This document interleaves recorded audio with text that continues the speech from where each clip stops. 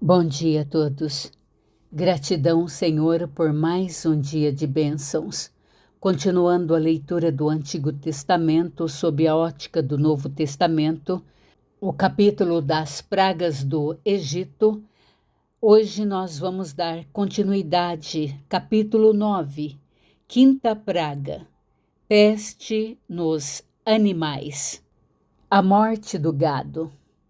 Disse o Senhor a Moisés: Apresenta-te a Faraó e dize-lhe: Assim diz o Senhor, o Deus dos Hebreus: Deixa ir meu povo, para que me sirva.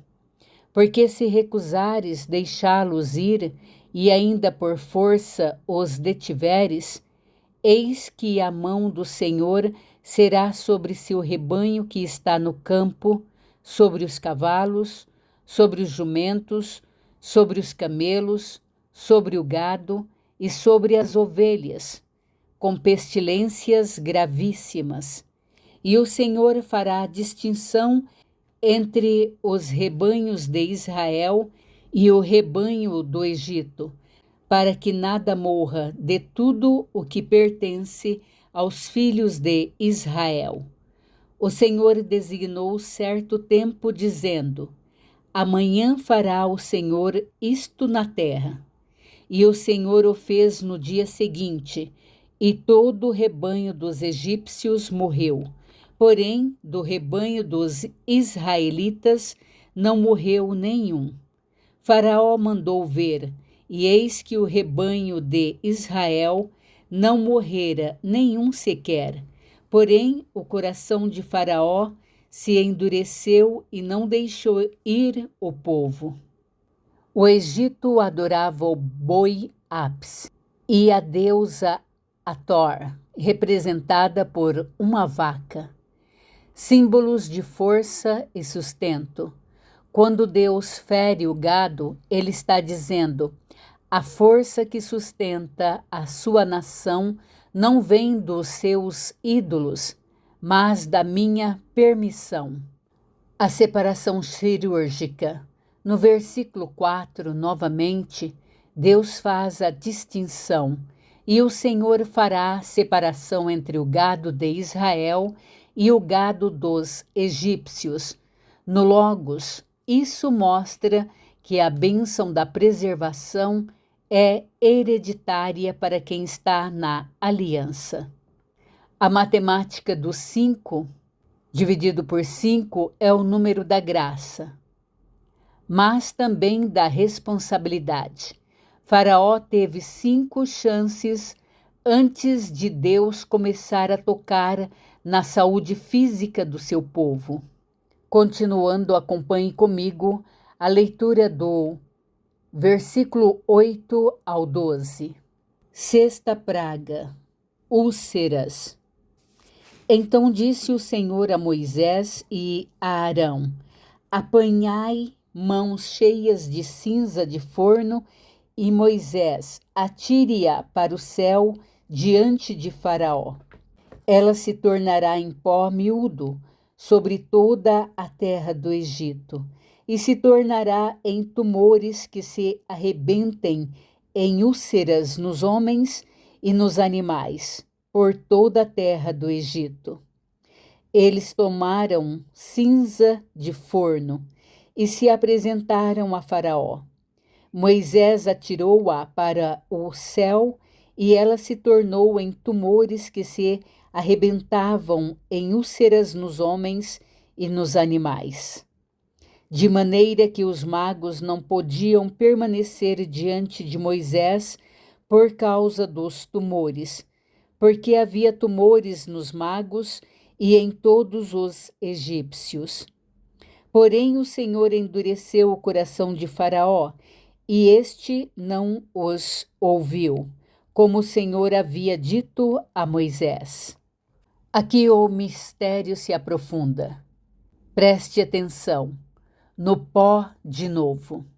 Deus manda Moisés pegar as cinzas de um forno e lançar para o céu. Essa cinza vira tumores e úlceras nos homens e nos animais. A ironia do forno. Os hebreus eram escravos nos fornos de olaria do Egito. Deus usa a cinza do lugar de sofrimento do seu povo para se tornar o instrumento de juízo sobre os opressores. E esta é a revelação. O que o inimigo usa para te queimar, Deus usa como matéria-prima para o contra-ataque. A derrota final dos magos, versículo 11. Este versículo é ouro. Os magos não podiam manter-se em pé diante de Moisés, por causa das úlceras. No Logos, isso significa que a falsa sabedoria não aguenta o peso da realidade divina quando ela toca na pele. Continue comigo do versículo 13 ao 16. Sétima praga, chuva de pedras. Disse o Senhor a Moisés: levanta-te pela manhã cedo, apresenta-te a Faraó e dize-lhe: assim diz o Senhor, o Deus dos Hebreus: deixa ir meu povo para que me sirva, pois esta vez enviarei todas as minhas pragas sobre teu coração e sobre os teus oficiais e sobre teu povo, para que saibais que não há quem me seja semelhante em toda a terra.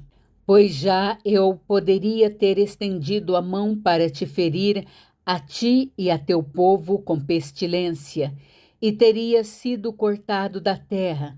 Mas deveras para isso te hei mantido, a fim de mostrar-te meu poder e para que seja o meu nome anunciado em toda a terra. Aqui nós temos o propósito da existência. Deus diz a Faraó que já poderia ter riscado ele da face da terra, mas o manteve vivo para uma única coisa: para mostrar o meu poder e para que o meu nome seja anunciado em toda a terra. Faraó não é o protagonista, ele é o cenário para a glória de Deus aparecer. Continuando do versículo 17 ao 21. Ainda te levantas contra o meu povo para não deixá-lo ir? Eis que amanhã, por este tempo, farei cair muito grave chuva de pedras, como nunca houve no Egito, desde o dia em que foi fundado até hoje. Agora, pois, manda recolher teu gado e tudo o que tens no campo, todo homem e animal que se acharem no campo, e não se recolherem a casa, em caindo sobre eles a chuva de pedras, morrerão. Quem dos oficiais de Faraó temia a palavra do Senhor fez fugir seus servos e seu gado para as casas. Aquele, porém, que não me importava com a palavra do Senhor, deixou ficar no campo os seus servos e seu gado. A divisão pela consciência. Aqui entra exatamente o texto que diz que quem temeu a palavra do Senhor recolheu seus servos e gado para casa. Quem não aplicou o coração não teve a consciência ligada, deixou tudo no campo e morreu. O bate e volta. A proteção não foi mágica, foi uma escolha de frequência. Quem se alinhou ao aviso ficou sob o escudo. Continuando do versículo 22 ao 24.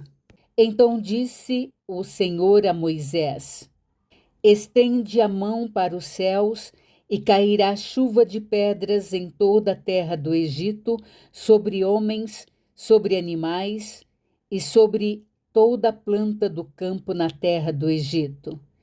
E Moisés estendeu a sua vara para o céu. O Senhor deu trovões e chuvas de pedras, e fogo desceu sobre a terra, e fez o Senhor cair chuva de pedras sobre a terra do Egito. de maneira que havia chuva de pedras e fogo misturado com a chuva de pedras, tão grave qual nunca houve em toda a terra do Egito, desde que veio a ser uma nação. Aqui nós temos o fenômeno sobrenatural. A Bíblia descreve algo fisicamente impossível: saraiva, gelo e fogo misturados. O fogo corria pelo chão dentro do gelo. No Logos, isso representa a união dos opostos sob o comando do Criador. A matemática do juízo Barad. A palavra hebraica para saraiva, granizo, é Barad. Bet igual a 2, Resh 200, Dalet 4, total 206, que é o número de ossos do corpo humano.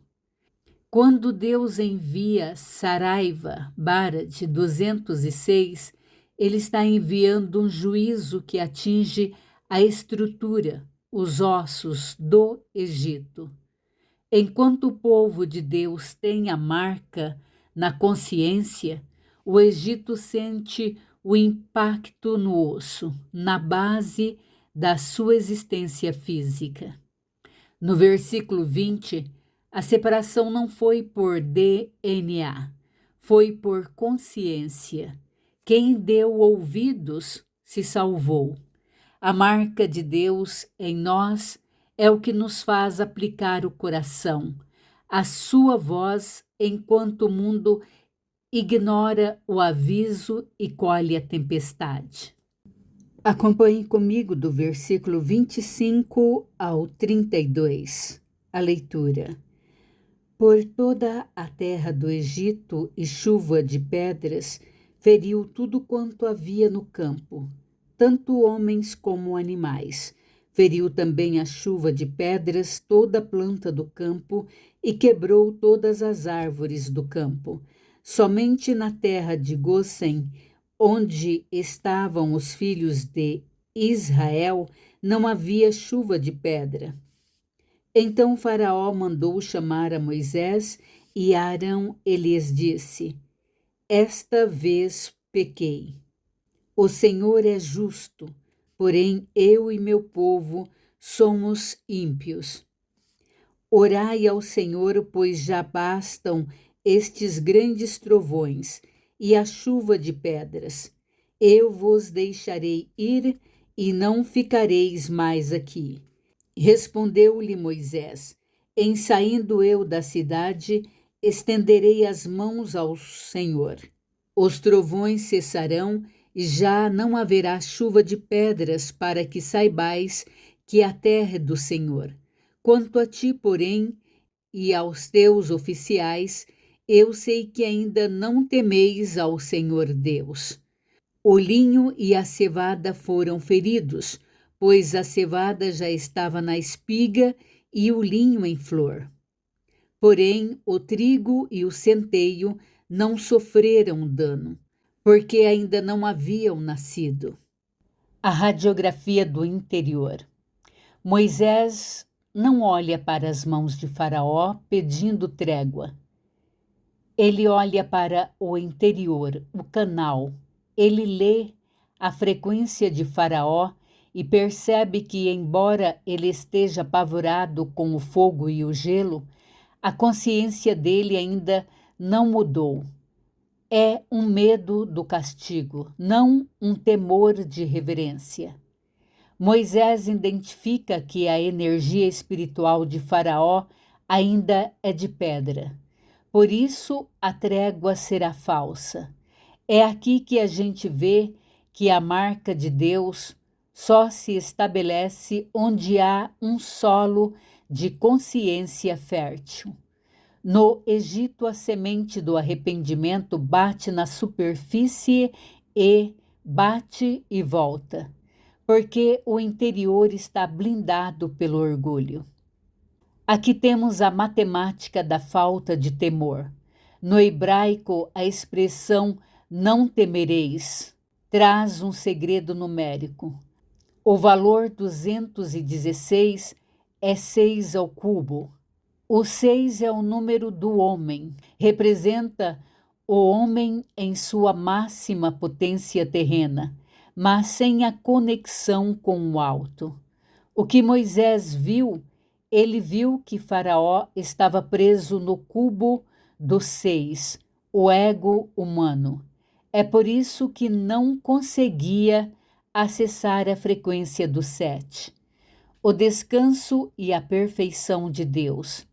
Continuei comigo do versículo 33 ao 35. Saiu, pois, Moisés da presença de Faraó e da cidade, e estendeu as mãos ao Senhor. Cessaram os trovões e a chuva de pedras, e não caiu mais chuva sobre a terra. Tendo visto Faraó que cessaram as chuvas, as pedras e os trovões, tornou a pecar e endureceu seu coração, ele e os seus oficiais. E assim, Faraó, de coração endurecido, não deixou ir os filhos de Israel, como o Senhor havia dito a Moisés. Aqui temos a diferença entre medo e sintonia. No versículo 30, Moisés dá uma aula de discernimento. Ele olha para o Faraó e diz: Eu sei que vocês ainda não temem. Sabe o que isso significa? Que não adianta o sinal exterior se o canal interior continua fechado. A marca de Deus só fica registrada quando a nossa consciência muda de nível. O Egito tentou fingir uma sintonia que não tinha, e por isso a praga continuou. E é por isso que nós temos que ter o entendimento de que não adianta buscar uma marca no externo. A marca não está na testa externamente. A marca é o seu interior, a sua consciência. Deus sonda o nosso íntimo, a nossa energia espiritual que emana em todo o nosso interior. Criador do céu e da terra, gratidão, Pai, por todas as bênçãos que nos dá, em nome de Jesus. Sabedoria, luz do conhecimento, que sejamos esta ponte espiritual entre o Senhor e todos os filhos terrestres, em nome de Jesus. Deus abençoe você, o seu lar, a sua família, saúde, proteção e bênçãos, em nome de Jesus. Amém.